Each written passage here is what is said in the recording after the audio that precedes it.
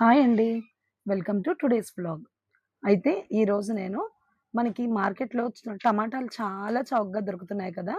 So, మనం టమాటాల్ని maximum రోజు వాడతాం. సో, ఈవేళ నేను కొత్తగా టమాటోతో మీకు పచ్చడి అప్పటికప్పుడు చేసుకునే పచ్చడి ఎలా చేయాలో చేసి చూపిస్తున్నాను.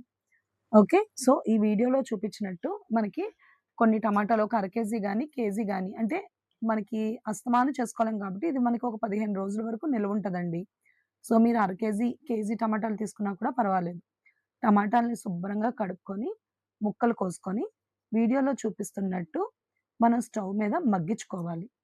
టమాటాలు మగ్గేటప్పుడు మీరు కొంచెం సాల్ట్ చల్లారనుకోండి, టమాటాలు తొందరగా మగ్గుతాయి. ఓకే. మరొక విషయం ఏంటంటే, మనం ఏ కూరగాయ అయినా సరే మగ్గించేటప్పుడు మూత పెడితే అంటే కొంచెం ఉప్పు జల్లి మూత పెడితే, ఆ వెజిటబుల్‌లో ఉన్న వాటర్ బయటకొస్తుంది కాబట్టి, అది మరింత తొందరగా మగ్గడానికి అవకాశం ఉంటుంది. సో, దీనివల్ల మనం గ్యాస్‌ని కూడా సేవ్ చేసుకోవచ్చండి. ఓకే.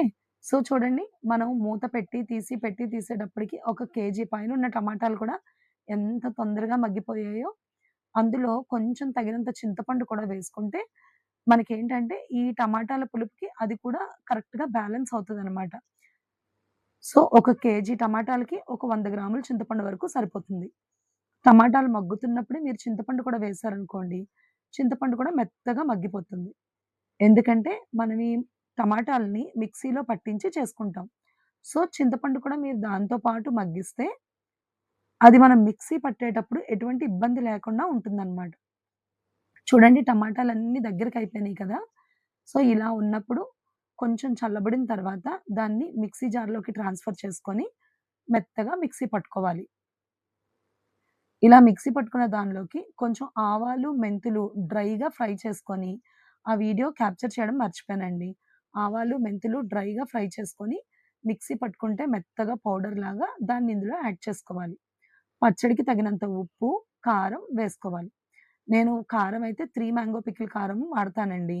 ఇందులోకి మసాలా కారం వాడను. పచ్చి కారమే వాడతాను. సో, ఈ ఉప్పు, కారం, ఆవాలు, మెంతులు 2 వేపుకున్న పౌడర్‌ని వేసుకొని బాగా కలుపుకోవాలి. సో, ఇప్పుడు దాన్ని మనం పోపు వేసుకోవడానికి ఆయిల్ కూడా తగినంత ఆయిల్ ఉండాలండి. మనం కొంచెం కొంచెం ఆయిలేస్తే సరిపోదు. ఏ పచ్చడికైనా సరే పచ్చడి మునిగేలాగా ఆయిల్ ఉండాలి. సో, ఇందులో ఆవాలు, ఎండుమిర్చి, కరివేపాకు వేసుకొని పోపు వేసుకోవాలి. సో, ఇష్టమైన వాళ్ళు శనగపప్పు కూడా వేసుకోవచ్చు. అయితే మనం అది నిలవ ఉంటుంది కదా! శనగపప్పు వల్ల ఏమన్నా పాడవ్వచ్చని మేము వేసుకోలేదు. ఇది మనకి ఈజీగా మీరు ఫ్రిడ్జ్‌లో పెట్టుకుంటే 1 మంత్ వరకు ఉంటదండి. చూసారా ఎంత బాగా మరుగుతుందో నూనె. కొంచెం ఇంగువ పొడి యాడ్ చేసుకొని, ఆ ఆయిల్‌ని మొత్తం పచ్చడిలోకి కలుపుకోవాలి. చూడండి ఇప్పుడు గిన్నెలో మీకెంత ఆయిల్ కనిపిస్తుందో, మనం దీన్ని బాగా కలుపుకునేటప్పటికి పచ్చడి మొత్తం ఆయిల్ అబ్జార్బ్ చేసుకుంటది.